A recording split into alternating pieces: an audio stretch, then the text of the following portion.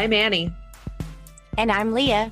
And this is Lactation Business Coaching with Annie and Leah, where we talk about the smart way to create a compassionate and professional private practice. Let's dive in.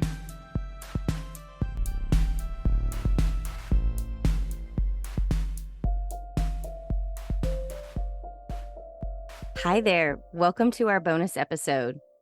This bonus episode is actually one of the first deeper dives that Anna and I did together. We're delighted to share it with you. Enjoy. Thank you guys for coming this month to the deeper dive. We're going to talk about charting today, which is something that doesn't stop even in a pandemic.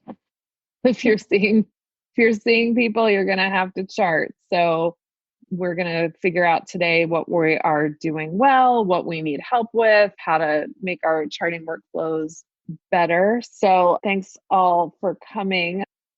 We could do a quick round of let's do an icebreaker, I think. My icebreaker, which Leah and I didn't talk about beforehand.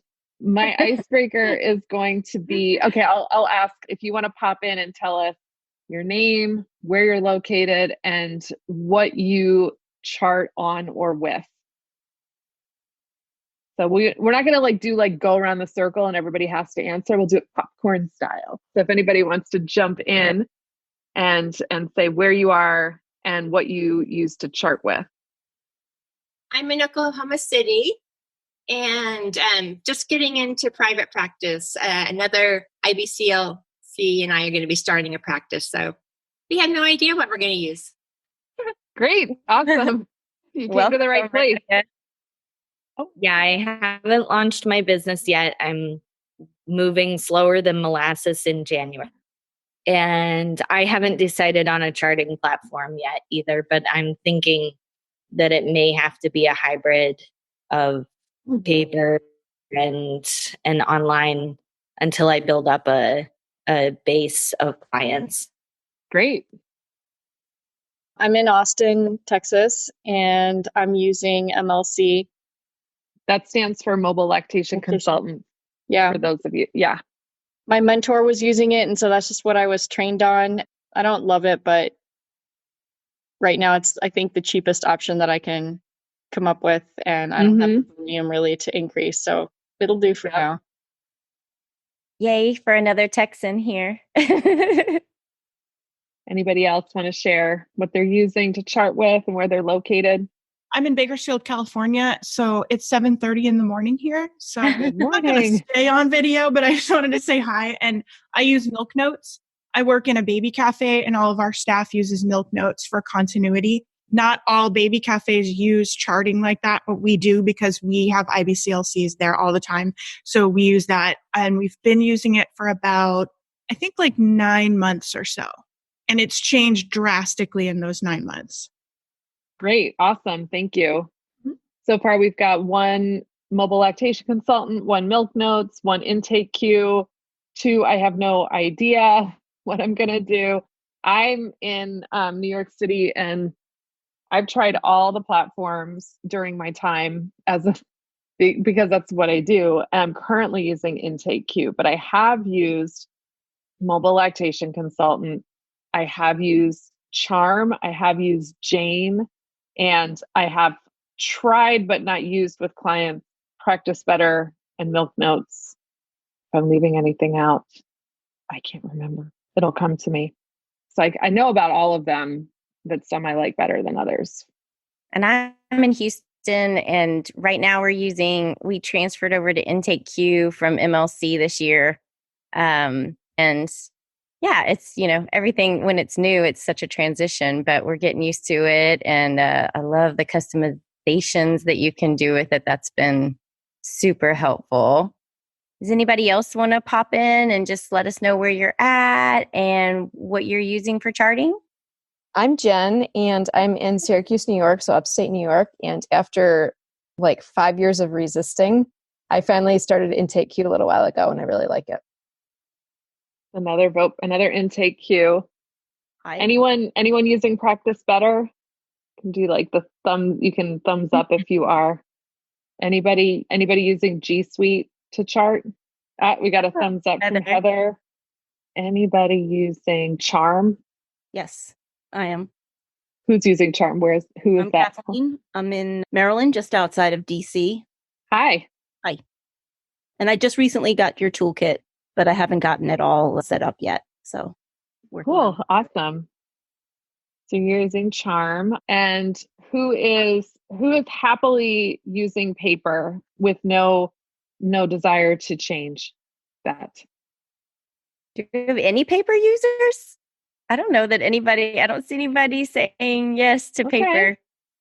So for those of you that haven't chosen a charting platform yet, what are you leaning towards? Or are you, you were saying you were going to use a combination of paper and a platform. So why don't we start with maybe questions from those of you who aren't using a platform about why we picked the ones we did, what we're looking for, what we like, what we don't like. So does anybody have any specific questions, or does anybody want to jump in and share more about what you either like about what you're using, or maybe even something you don't like about what you're using? I'm worried about number of clients and making it worth the money to pay for an online platform when it's just so unknown. I'm in Northeast Ohio and I'm looking to open a practice in a county that has, as far as I know, 0 IBCLCs working outside of a hospital. So I don't know how many people are willing to put out the money to have a lactation consultant come to their home, because it's not a practice that's used often. Mm-hmm. So my concern is cost getting started. So you're hesitant to make the investment in something electronic, that would obviously be like a subscription, because most of these platforms you're paying monthly. Some of them have annual pro plan, but with the uncertainty of whether you would have revenue from your private practice to justify that expense. Has that been a question that any of you have grappled with, or that's been a factor in the decisions you've made? Yeah, I have also I just launched the practice in March. And so I first thought I was going to be using Google Suite. And then I had one client and I had this intake queue trial. So I've tried and it was like so easier. I just thought I'm going to just and subscribe and make it work, and thinking it's still an expense, but it's still, I thought that was something that I was able to do. And the whole process was like so easier with intake queue that I've decided to keep it. But then a few weeks later, the COVID-19 thing happened, and I'm pretty much like, nothing's really moving right now, because I really literally did my first pediatrician visit round like the week before school closed. And so now I'm just thinking, I don't know. I just don't know if it's worth keeping, but I'm thinking the thing is going to be over soon. And so, yeah, same kind of situation, thinking the volume is not that big right now. So kind of the same situation. And I think it's really hard when you're starting a business, because no matter what, with any business, there's going to be investments that we make before we know the outcome of the business, and that makes it really challenging and a little scary. And lactation practices are just the same. I think one thing that you could think about is and I know finances are so tight for everybody right now, but kind of could you create a budget of an investment budget?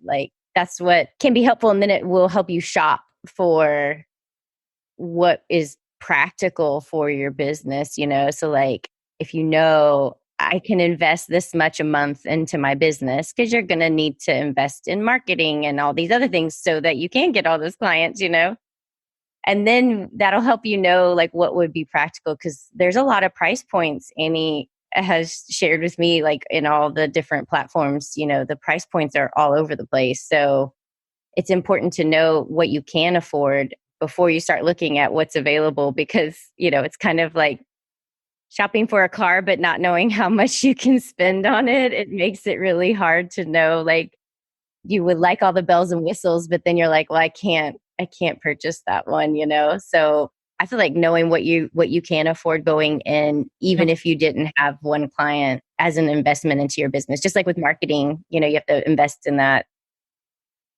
When you first started, how did you look at some of these? I've only been in practice for a year and a half now. And I would say that I'm still struggling with how much I should be spending on things like marketing. Like that's not a set cost the way charting is, or your domain or your website, or, things like that. But for me personally, it took me a full year to recover that initial investment. So yeah, but I think you have to be prepared for that. Yeah, that's what I was thinking. You see that there is some time to recoup some of these early investments, which is hard. And especially like add a pandemic on it, it's like doubly hard to start something right now because there's so much uncertainty for everyone right now. It makes it really hard. And the volume of clients is all over the place. I mean, right before Christmas, I was seeing like maybe 2 a week on average. And then I finished my last follow-up from those in January, and then I didn't see anyone until middle of March. Mm. Yeah, it's hard because even in normal circumstances, client volume is so unpredictable. One of my pandemic anxiety tasks was that I was gonna finally do this export from when I was using MLC and get all of my charts exported out of MLC, so I have my own backup for them. So that was like 3.5 years that I used MLC. It's a lot of charts, and I was going through and trying to be systematic about it. So I was doing month by month, and I was okay. So just so nobody thinks that I was not taking care of myself, I was also binge watching Real Housewives of New York on a different screen while I was doing this. So there was self-care wrapped up in this incredibly boring task. But I was going through and there were years where I remember I was like, I don't remember working as much as I did. And to see a month where like I did a ton of consults and being surprised by that. And then also looking at other times where I'm like, that wasn't that long ago. And there were like an entire month where I saw nobody. And so that was my own memory about the ebbs and flows of my private practice is quite faulty, apparently. I thought I knew what it was like, and I actually don't. And that was really interesting because it helped ground me a little bit too, because it reminded me that like I've had ebbs and flows before, and it's been long enough that I actually forgot some of them. So that was kind of helpful. But in the grand scheme of things, they did kind of merge into me feeling pretty good about my private practice. If that makes sense. So I like to pose another question as we're moving forward. I'd like to know, because it seems like we have a nice mix of people who are just starting out and people who are kind of been doing this a little bit of time.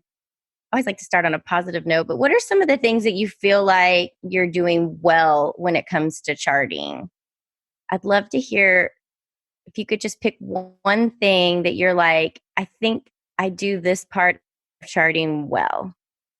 Might be like you take the history well, or you have a very comprehensive history, or you're really good at writing notes while somebody's talking, or you are, maybe really thorough with charting or really quick with charting. So somebody pop up and tell us what you do well with charting, because you're going to be the expert we're going to come to. No pressure. I see a thumbs up from Christine. Do you want to say something? I worked in the hospital for 10 years. And I think one of the things that I really learned there was how to say things about how the parents reacted to the information, or how willing they seemed to comply with a plan and things like that in a diplomatic way that wasn't going to offend them if they saw the records, because you have to do it that way. And I feel like I had one of the things that helped so much was having so many colleagues around, because nurses were going in our charts after we were there, and we had other lactation people going in. And I think that's something that can really help, is having other people go through and see what you've written and make sure that the way that you say things is something that is always going to be okay and work well for the parents if and when they read it as well. That's a good point. That's great. I'm really glad you brought that up because we can all have a tendency to forget the person just when we're trying to write these up, and in our desire to write things clinically, we are, in the US at least, people have a right to their medical records. And even if they didn't, I think it's a good idea to keep them in mind and think about who might be reading and how, especially with, what Christina was saying about in the institutional setting where other care providers are going to be looking at this chart, and how is the way you frame this family could impact how this family is treated by other members of the care team. And so being really mindful of that, and that, would involve in, reflecting on your own biases in your charting, in the questions you're asking and the way you're recording information, because it could have effects forward for this family. That's a really important reminder. I love that. Thank you. I think one thing that has helped me is I started out in a private practice using mobile lactation consultant and kind of had an almost unlimited amount of space to write in. And then I did some of my hours at a community clinic where literally you had like 144 characters. It was like a tweet. And that was it was just a note attached to the pediatrician's chart. And then now working in the hospital, we also have 2 very teeny tiny blocks that we can write in. And it's really forced me to just get to what's going on and not have this whole winding story, or, it's probably not the best, but it's forced me to get to the point very quickly. And the pediatricians are just not interested in a 3-page report that you fax to them. They're interested in just, what do you think happened here? A summary. I think that's a really valuable skill, is to know how to, make a brief summary of your findings. And it's hard because we have a lot we want to say about breastfeeding and how this family's doing. It's hard to be concise in some of the situations. So it's a really powerful skill to have. Let's find out where you kind of fall on the continuum between, I use a lot of checkboxes versus I like to write everything out. So what's the mix that you're using? I know with those of you who are using mobile lactation consultant and milk notes, there's some things that are pre-built for you as checkboxes. When you're using Charm and IntakeQ and other platforms that you are building your template and customizing them yourself, how do you find yourself using either one of those kind of ways of charting, checkboxes versus freehand typing? I personally like the checkboxes just because it gives you all the, not exhaustive, but choices, and you're not going to miss anything. You're just going to click the right one. And going back to what the person previously said about the pediatrician report, one of my questions was I think I have a comprehensive charting form, and I'm trying to include more and more, for example, I learned about reflexes and I'm trying to add it into my charting. But then I'm it's going to be very, very long. So my question was what is important to the pediatrician when you want to keep this pretty much long charting form and comprehensive form?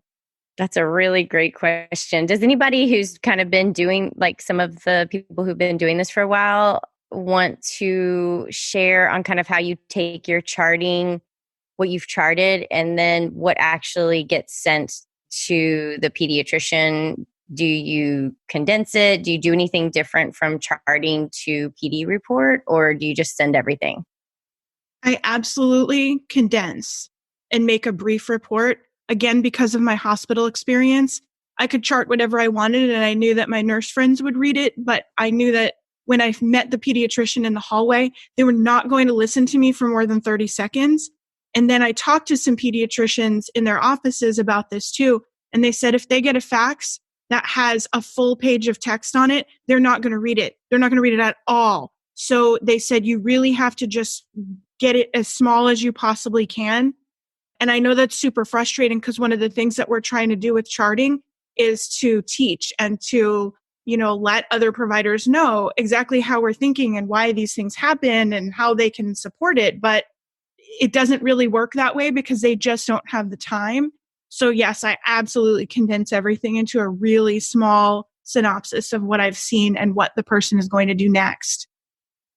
That's helpful. Whatever platform you're using should allow you the ability to turn your charts into reports and choose what goes into the report and customize that, because it's going to be different for every provider that you are reporting to. So kind of being aware of what's your goal with giving, what action do you want this care provider to take?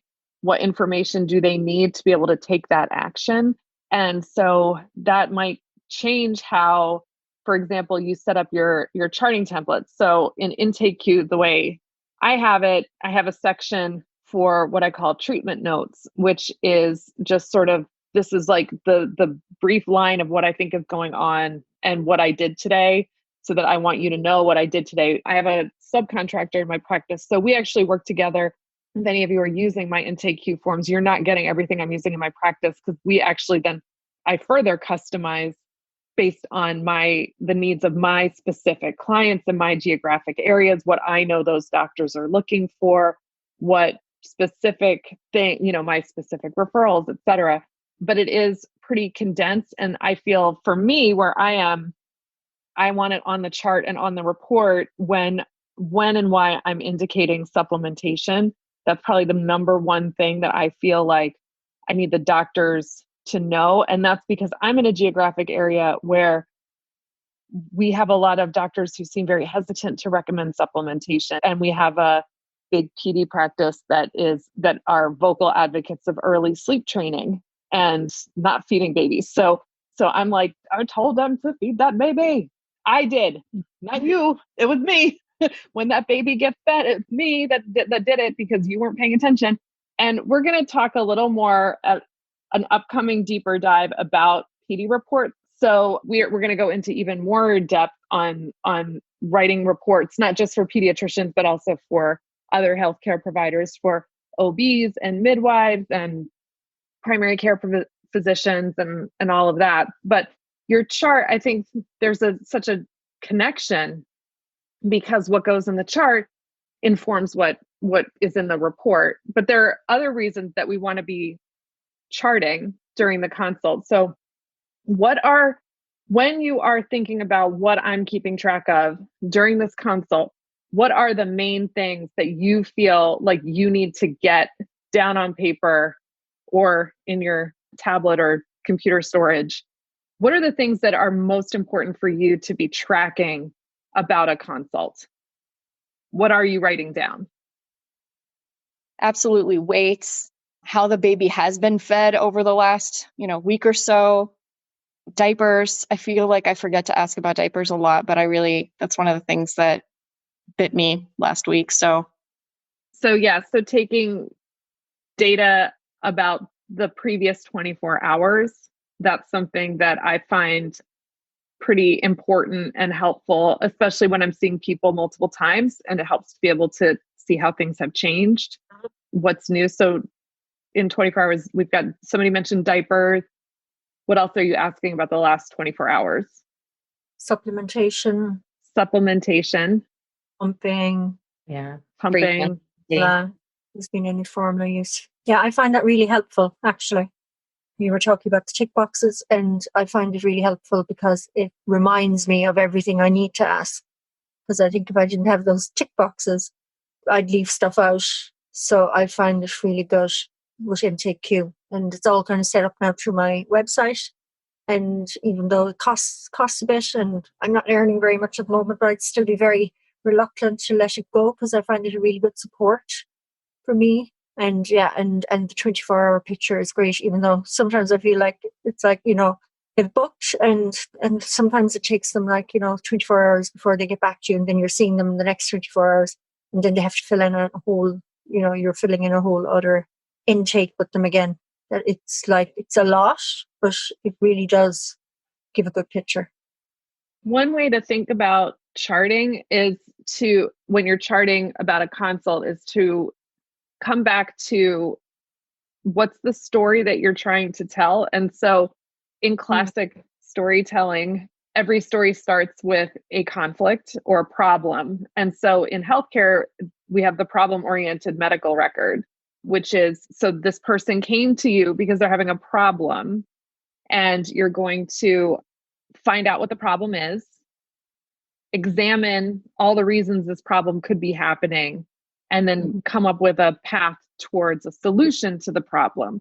So when you're charting, this is all your evidence that you're gathering in support of the proposed solution you have to this person's problem. So like the client is Dorothy at the beginning of Wizard of Oz. She wants to go home.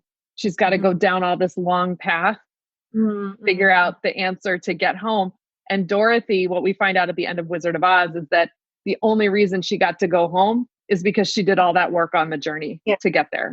The charting is our yellow brick road. Yeah, but I don't know if it's, like in the States, I don't know what it's like when you go to your physician, your pediatrician. We don't have pediatricians. In Ireland, we have GPs, general practitioners, but they never chart when you go in with a problem. They just kind of sit in front of you and listen. So I think for a lot of Irish families, they're a bit maybe intimidated by that we're asking so much questions. But people get into it, right? But I don't know. Is it like that in other places?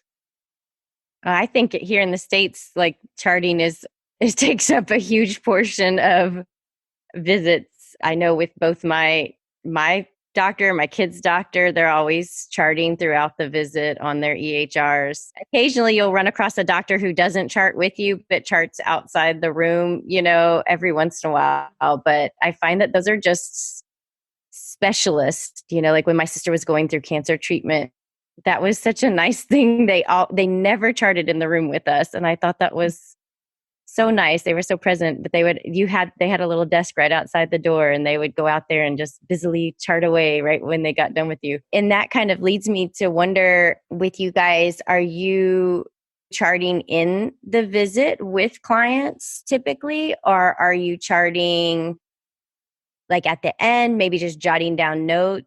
And I wonder too, has that changed at all now that you're doing virtual visits? I know that changed for me. I'm having a harder time typing and watching, what's going on, like I could when I was in a home visit. I'm taking a lot of notes, and then just doing some of my check boxes and things while we're visiting. But has that changed for anybody else? I'm wondering if anybody else has always charted one or the other, like in the visit versus right after the visit, and two, if any of that changed because of virtual visits. Does anybody want to share their experience with that? I do. I'm going to jump right in here. Yes, please.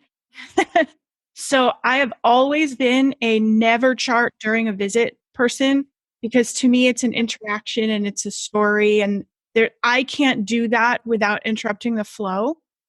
But the second I started doing virtual consults, I realized I needed to write things down, because the interaction that I personally am having is not happening in the same way. It is not unrolling the same way. So my brain isn't categorizing all of that information the same. So I have to jot down some notes, and I just do it on a huge, totally blank piece of paper. I write down whatever I need to write, and I don't think about, I'm going to write down the weights, or I'm going to write down this. I just write down whatever strikes me, and I tell the person I'm looking away so I can just jot down some notes, but I don't stop the conversation to do it. I just want them to know that's why I'm looking away, because I feel super weird when I actually look away from the screen. Like, do they think I'm not paying attention? So that's been a huge change for me. But in person, I don't think it's going to change when I'm in person, because in person, I'm physically having the experience. So I'm able to remember the information when it's over, as long as I chart it right away, because maybe in the beginning of my career, I could remember, 5 different patients that I'd been in their room, but now I really need to get it out as soon as we're done. Otherwise, I don't know where it goes. I don't know why that happens. I keep wondering if that's age, or I really think it must be age, or your brain's just seen so much, it all starts to blend together. I don't know, because I was the same. I could remember anything. I could tell you just every little teeny tiny detail in the beginning. Now I'm as soon as I download it from my brain, it's it just boom, disappears, and I have to read my note again, and then it starts coming back. But it's I don't know if that's like an age thing. I don't know. It's really weird. But that's really helpful to hear, like how you've had to make some adjustments. And it is, I think, so interesting how just being across a screen has changed how our brain retains the information, because I definitely I can resonate with a lot of that. Is anybody else finding that you're having to shift how you charted? I've definitely shifted. I started out needing to take paper notes because I couldn't keep up doing the electronic charting like in the early days of my practice. And I felt like I had gotten to the point where I could chart and be mostly done at the end of a visit in an in-person visit. And now with the telemedicine, I use my iPad to chart and then I use my laptop for the telemedicine. So like there's just really two completely different screens going on, and I would be staring off screen the entire time. So I've been taking paper notes and then charting afterwards. And I think that it's not helpful. I need to come up with like a paper, at least a reminder list of the things that I need to remember to ask, because I'm occasionally ending a visit and realizing that I didn't ask something that I probably should have. I wonder if you could print your form from MLC. That would be helpful, because then you could just like fill it in paper. I don't know if you can or not, but that might I don't be know helpful. either, but that might be helpful. I might just do a sample visit, like a made up client with just like dash marks in all the answers or something, and see if maybe I could print it out, like export that file. It was a fake client and then print That's that. a great idea. That would totally Yeah. work. That would Yeah. totally work.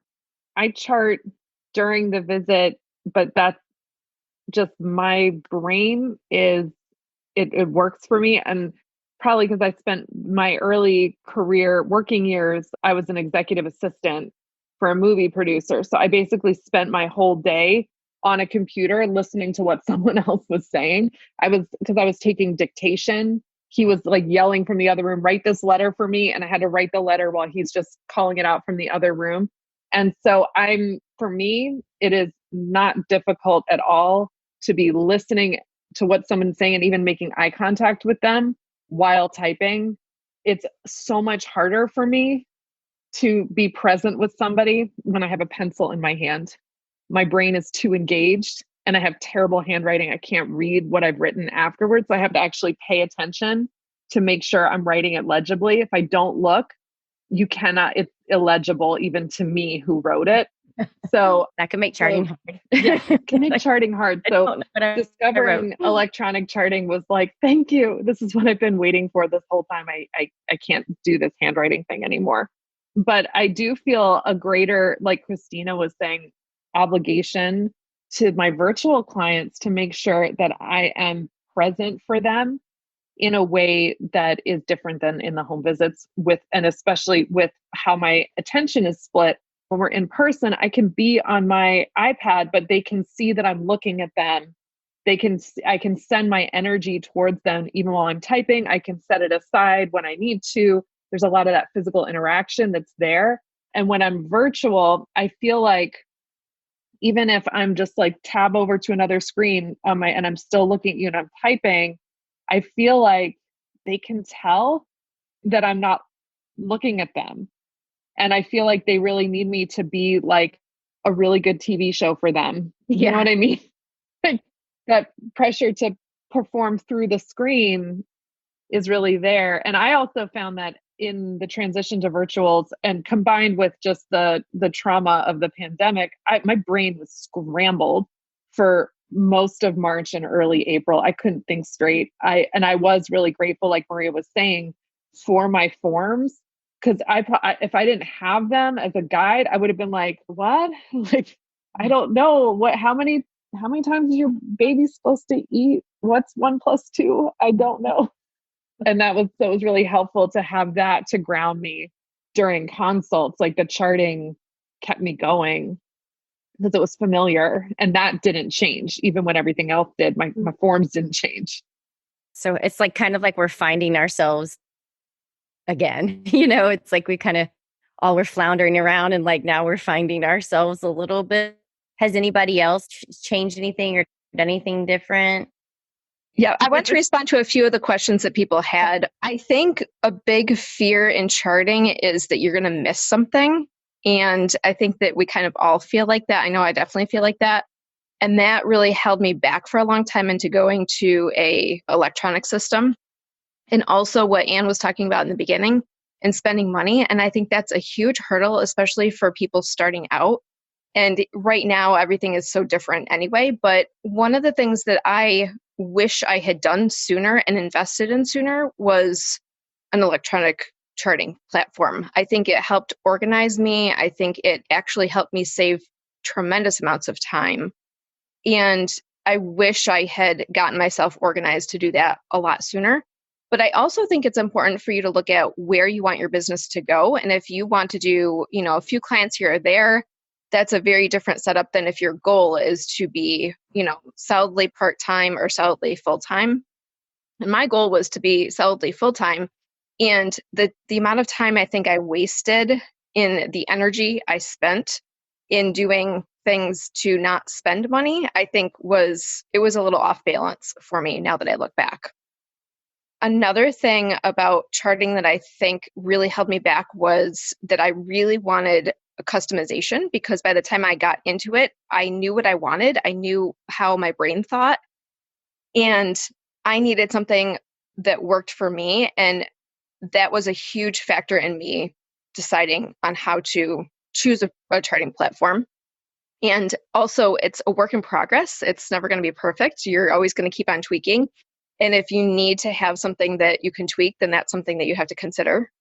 And then the last thing is that I think, there's a lot of intimidating parts to charting. And sometimes you just have to step into it and start doing it and learn as you go. And I think that, if I had realized that back then, I think things would have been different for me. So those of you who have been using your charting platform for a while, what are the places where you feel like you are still not sure, like, why you're doing what you're doing? So, because I heard that coming out in a couple of these, whether it's why would I even spend money on an electronic charting platform, or why am I asking the things that I'm asking? Why am I recording the things that I'm recording? So are there specific, I guess, questions that you have that you want to ask the group about, like, hey, why are we writing this down? Why does this matter? Because I think, with what Maria said about in Ireland, not asking a whole bunch of questions versus our experience in the US, where our doctors are charting. That's all they're doing when they're with us. I think there's going to be also a gap between if you take insurance versus if you don't take insurance, because for taking insurance, there are certain things that need to be on that chart if I want to charge what I want to charge the insurance for the visit. And if they're not there, I'm going to get paid less. So I'm a hospital-based LC, and so not charting is not even a thought process that it has to be done. If it wasn't charted, it wasn't done kind of mentality. So I am used to checkboxes with a small summary. So I know that I will choose some sort of charting system. I'm curious to know if there are things that are charted in the private practice world that are not charted in a hospital, or vice versa, because kind of whatever system the hospital is using, that's what we get. And I've used Epic and I've used Cerner now, and I much prefer Epic. The look and the flow of it is a lot more user friendly to me, but I'm familiar with smart phrases and things like that through Epic. And I thought that was really helpful to be able to make concise notes and pull in certain information. But I'm curious to know, are we charting things in the hospital that are or are not charted in the private practice setting? I don't have many LCs that I can shadow in a private practice setting currently. I think this would be a great question for anybody who does both. So I know a couple of you guys were saying you guys do both hospital and home-based. What have you found the difference differences to be? I do both. And I found that like the hospital uses latch scores, and I hate latch scores because I feel like they don't really, that number at the end really doesn't represent what's going on at all, but we're forced to do the latch scores in the hospital. And, I know the nurses that give every single person a 10 every single time they see them. And so I don't even care because I expect to see something different in person. I think there's just a lot more detail in a private practice chart. There's a lot more about the history. It's more than just the prenatal risk factors that they list in the hospital chart. We're not using Epic, so I don't know exactly what's in your chart, but there's also no place to do an oral assessment. All you can chart is in the hospital is like tight frenulum, and that's it. So if I really feel it like there's something about the oral anatomy that's important, I have to use up part of my little teeny tiny box to try to describe an oral assessment, and there just isn't a lot of room for that. But I think in the hospital, most providers just don't care about the tight frenulum unless it's like obviously right to the tip and there's just no denying it. Most of them will be like, I don't think that's what's going on, and we really can't do anything about it in the hospital anyway. So you get more into like the oral assessment, more into the history, more nuance in everything, I think. Mm-hmm. I saw like some eyebrows went up when you said that about the oral assessment. And I think, things like those of us who are pursuing, as I think we all love continuing education. So we take all these classes and we learn these things. And every time I take a good class, my charting changes because I add things. I'm like, oh, I got to know about this and I got to do this check and this test. And so I think for me, it's always been so important to be able to customize my charting and incorporate the screening tools that I find helpful and not be reliant on, what someone else thinks is helpful. And those so back to what Odelia was asking about what goes in the pediatrician report, that is a very important automation I've set up in Intake Q is if I do any of the like the frenotomy decision tool or the Martinelli lingual frenulum function tool. So if I use those on the baby, they get pushed both to the baby's chart and the scores are recorded on the pediatrician report along with a reference to the screening tool. So I'm not just, because I'm basically assuming that even if they've gotten 100 PD reports from me, that they still have no idea what the assessment tool for lingual frenulum function is, nor do I expect them to care, but that's my own practice setting. But so I put the score and I say, and here's the reference in case you actually care to follow through on what this score means. I'm also telling you what the score means. And then I'm also seeing it's documented in the chart so that I'm never just saying, I think this baby has a tongue tie. I'm saying I'm referring this baby for tongue tie evaluation based upon these criteria that are the same and they're standardized.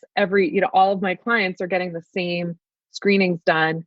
And I've had to modify my workflow for them virtually. There are certain things questions I can't answer on those screening tools virtually, but I'm still using them. And when I brought a subcontractor into my practice last fall, having my charting standardized meant I was like, I like the charting is the training in a lot of ways, like clinically, like this is what you have to do to join, to be a part of my practice. This is how we do it. And so when a lot of questions that come up for her clinically, I send her back to, well, what's in the chart? And the chart, making sure that she's getting what I need to be able to supervise her and help her grow clinically, because I'm making her ask the things that I think are important to ask. When you use the screening tools with parents, I suppose going back to again going through all the checkboxes and stuff, I find it really difficult to do that. Like I kind of have to keep that kind of in my head when I'm doing it, and then do that after, because it's like another thing I'm taking out to look at. So how do you do that? Do you do you have it out on your iPad and are you ticking it off and checking the baby and ticking it off? And how do people do that? I have to do a whole oral assessment and then chart it. And that's mostly about how many times do I want to change my gloves, because I'm not going to touch my iPad and then put my fingers back in baby's mouth. So it just, I kind of have to be really familiar with all the steps of the screening process, do it all, and I remember at least that much. And then I take off my gloves, go back to my iPad, chart it, and then we can move on. I just wish, like not every visit goes with the same flow. Like if you walk in the door and the baby's screaming and has to eat now, then the whole flow of it changes. And that's when I miss things, is when I don't have time to like say hi to the parents and sit down and kind of chat for a minute and find out what's been going on. But the oral assessment, that's just how I have to do it. And I have no brain. My brain fell out with my first child and it hasn't recovered. So I am definitely a chart as I go for the most part, and I have to chart after every client, because if I see somebody else, I've lost it. Outpatient and in the hospital, I cannot do 2 clients without charting. There are some things that I will never remember unless I write them down right away. That would be like the baby's weight. And I've actually talked to other LCs who are like, can remember weights, and they can remember 4 weights in a row and chart them all at the end of the day. And I was like, that is next level. I can't do that. I can't remember 2 seconds later after you tell me. I often have to ask them, I have to go, did you say this? And occasionally I am wrong with what I heard. So, but there are other things like with the screening tools, like what you're saying, I don't have the screening tool out while I'm doing the oral assessment. The oral assessment happens for me within the context of an entire baby assessment. And during that time, I am solely focused on the baby. I have my gloves on. I am interacting with the baby. The baby is getting my full attention, because babies don't understand multitasking the way their parents do. And the same goes when I'm working with a family on directly on okay, we're helping your baby get into position. I'm physically with you. I'm not doing that with the iPad right up here to make sure that I am getting everything I want to do. So, but those things, when I go back, I do the whole oral assessment. I understand the baby. And then the way those assessments are, I can answer those questions. I would not be able to tell you, was lateralization more complete to the left side or the right side? No, I cannot remember left and right during a consult. I'm constantly like, is that the left breast or the right breast? I have to, that's another thing I have to ask them to repeat. Did you say it hurts more on the right side or the left side? Because I can't remember what you said. But I don't need that level of specificity to answer the questions on the screening tool. They're general enough that I'm like, I know the answer to this. And if I didn't, I could either ask the parent to remind me of something. Sometimes I'll say, I can't remember, do you have pain, or does it feel like chewing? But typically I'm not needing to go through those questions while I'm working with the baby. And also I've done them enough times. I know what's on there. I know what I'm looking for. I would also say like a pro tip, not a pro, but a pro tip would be, one thing that I have found really helpful is to verbalize for yourself, really, this is for your charting, what you see as you go through. You have to be conscientious that the parent's listening, but as you go through, I've found it really helpful, because I know, say the screening tool, I'm going to kind of almost verbalize my answers. I say them out loud, like, oh, I'm noting, there's a little, not enough lateralization here. Do you see? And I'll be like explaining it to the parent. But that is what triggers my memory when I sit down to write it down. I'm like, I remember it better than if I just don't say anything for this whole time and try to do it. I try to talk about what I'm seeing the whole time. And then that does help me to remember when I do get a chance to write it down. I don't know why, that just seems to really solidify these things in my mind. I don't know if anybody else has anything, things like that, like your little hacks that you've tried to help you, even you guys that might not be doing private practice. If you're in the hospital, I mean, obviously you're charting a ton, and in a short time span. Like any pro tips that you'd like to share, like hacks? What's your hacks for charting? So one of the things we do in our baby cafe is that we're also training lactation counselors. So they're being mentored and they're getting their clinically supervised hours. So a lot of times now, most of my students are pretty advanced at this point. Some of them are actually delayed in taking their test because of all of this. But anyway, normally what we do is on a clipboard that's next to the parent and baby, that's where the screening tool is there. But when we do evaluations, we're talking through the entire thing the whole time. So basically, it's a parent sitting with the baby on their lap in front of us and two of us at their knees. So I'm watching what my student is doing as they're evaluating. And if I need to intervene, I'm right there. But they've listened to me talk through it so many times that now they're talking through it, but they also have that tool sitting there to remind them all the things that they're looking for and why they're talking, like what are they looking for, and then what do they see? And we talk to the baby and we say things like, oh my goodness, look how well your tongue lifts up when you do that. Or look how your tongue is following my finger. Oh wow, your chin is so nice and loose and your mouth opens so wide. We talk to the baby. And then after it's done and you take off your gloves, we take that clipboard and we start filling out all the things and we talk through each of those things with the parents so that they see what they heard it while we did it. And then they see us fill it out. And then we tell them what to do with that piece of paper. They take it with them. So it's a little different now with the virtual consult, but that's generally what we do. It's both verbal, but we also have that visual tool next to us so that we don't forget any of the steps. That's awesome. What I love about that is that you're bringing the charting out into the open, and it doesn't have to be a secret thing. Like sometimes when I'm with my doctor, I'm like, what is he writing down? I don't know. But here you're actually inviting the parents to participate in the creation of their own chart and explaining things to them. And I do find that to be like a great, just in terms of a communication strategy during the visit. If you are feeling like it would be better if you're like, okay, I can remember everything and I can chart after. And I've definitely done that where I've had to sit in my car and chart really fast right when the visit's over before I forget everything. I'll write the weight down on a piece of paper because the baby's screaming when I come in. But for me, because it is so much better if I get it right then and there. I don't want to miss anything. And I actually verbalize that to the families. I say, I'm going to take a moment and write this down because I don't want to forget anything. And so when you phrase it that way to them, that you're not doing this for yourself, but you're doing it for them, they understand that and they appreciate that. And so they know that there's a reason behind what you're doing.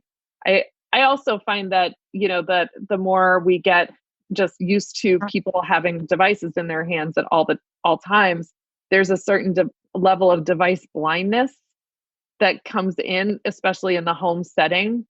Like there are times when I think they don't even notice that I'm on a device while I'm talking, where they will pull out their cell phone.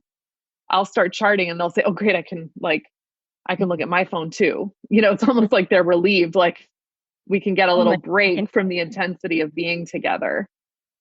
Any other pro tips?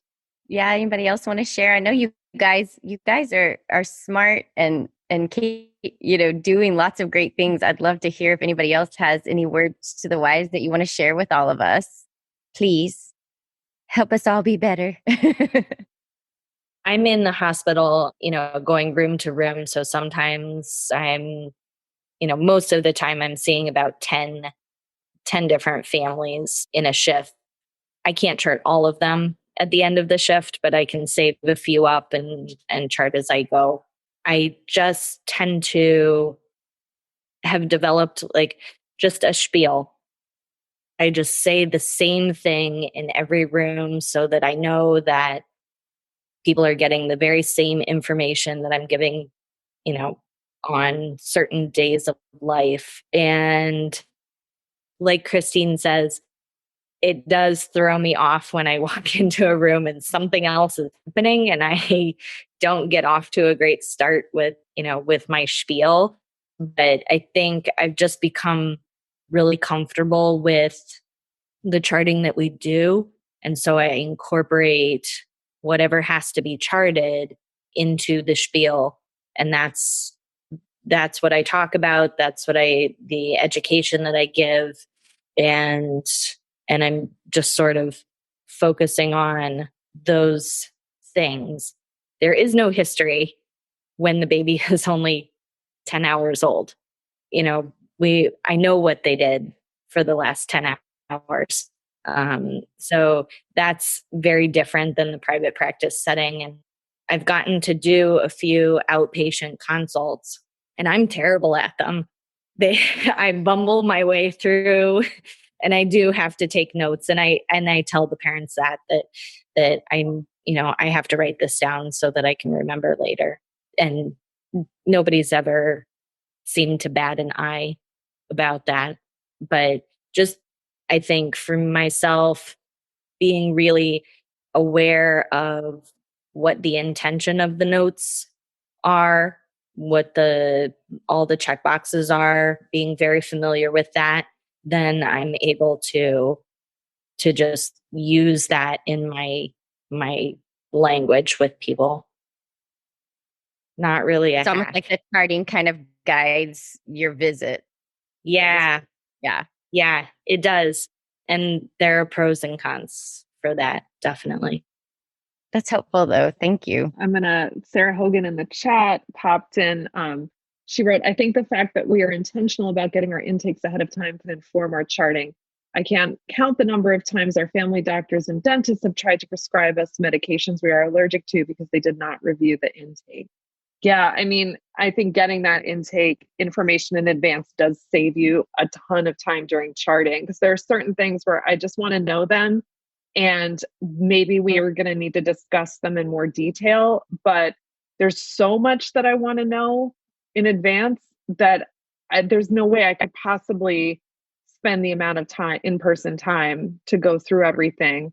And I read all my intakes, so unlike Sarah's doctors, I mean, but I get that. And it's really frustrating when you feel like I think for our clients, it would be if they felt like they told us something and we asked them about it again, which that certainly happened to me just out of just lack of preparation before the consult, where I'm like, oh, you totally told me that, and I just asked you again, and then I feel a little embarrassed. So I have an intake queue is set up to feed information from the intake into the chart template so that I can review what they told me while I'm asking them what I want to ask them currently. And that's really helped me cut down on those kinds of gaps. I think, even if they send the intake ahead of time, I like to just, to get to know them, kind of go through and maybe ask questions like you're explaining, like about the different things that they put in, like, oh, I see that you wrote, about this. Can you tell me a little bit more about that? I see you checked this in your history, as a potential problem. How long has that been going on? Like things like that. And it helps me know, like, okay, I'm going to need to see how that plays out in the visit so that I can chart about how that's affecting them now. I think that really these intakes are really a big part of our charting and, part of what we need to do to make sure we have a complete chart. I think that's a good point, because sometimes clarifying or repeating back to them some of the things on the intake form can clarify questions that they had. I found a few clients who misunderstood the question, or they're like, oh, I didn't realize that that's what you meant. No, that's this other thing. Or they'll mix up like a family history with a personal history of a certain condition. And I think it's good to go over little red flags in the intake form to make sure that you're both understanding what you were really asking and how they really answered it. I think that's so important. I actually had a dad who was like helping the mom fill out the intake form, and he put all his health issues on there too, which I thought was so interesting, which some of them were like bad, like scary stuff. So I get this intake form and I am like, oh my gosh, like, what am I going to, like, freaking out a little, like, I don't even know how to handle this. And then thank God I reviewed it, because he's like, oh no, I have that. And I was like, why is that on this? Okay, we're going to like take this off. But thank you for your thoroughness that you wanted to share. But it was really sweet because he was just kind of going through his normal, like, oh, doctors want to know, people want to know in healthcare what all your history is. So he shared it all. It is helpful, those clarifying questions. One thing is cool in intake queue is that you can put notes on the intake forms after they're submitted. So when I have intake forms submitted for my subcontractor, I can go through the chart and then I'll make little notes to ask her what I think she should ask about specific to these things as that's part of the training that we're doing. Here's what this brings up for me, or here's what I want to know more about this. And so that can help guide her as well during the consult for charting. Thank you guys so much. And thank you guys all for sharing and being open and willing to support each other in this platform, because, we're just helping each other grow and learn through our own experiences. And I just really appreciate all of your willingness to share and be here with us today. If you enjoyed today's episode, please share it with a friend and leave us a review. Be sure to hit that subscribe button so you never miss an episode.